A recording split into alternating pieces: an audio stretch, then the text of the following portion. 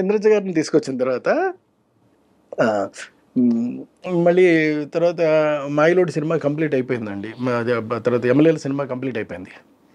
అయిపోయిన తర్వాత శుభలగ్నం సినిమాకి వచ్చినప్పుడు సౌందర్య ఫోన్ చేసి, సార్ నేను ఒక చిన్న తప్పు చేశాను, నేను రెక్టిఫై చేసుకునే ఛాన్స్ కోసం నేను చూస్తున్నాను సార్, మీరు అవకాశం ఇస్తే.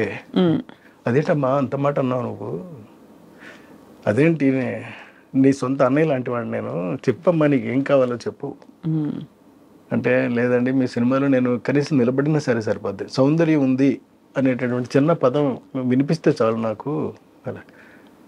సరేనమ్మా నేను ఏదో ఒకటి చేస్తానులే అని చెప్పి అప్పుడు ఈ సాంగ్ చేశానండి బాబు మోహన్ పక్కనే. మరి బాబు మోహన్ పక్కన చేస్తావా అని కూడా అడిగానండి.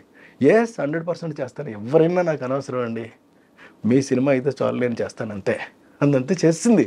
ఎలా వచ్చి ఉంటుంది ఆవిడకి ఆ రియలైజేషన్?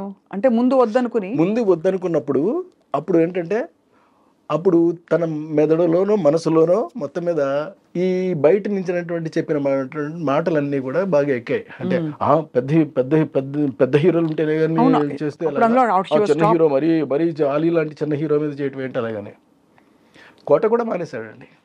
అయ్యో, మానేస్తే చేయలేనంటే అప్పుడు కోట బదులు భరణిని పెట్టాను నేను.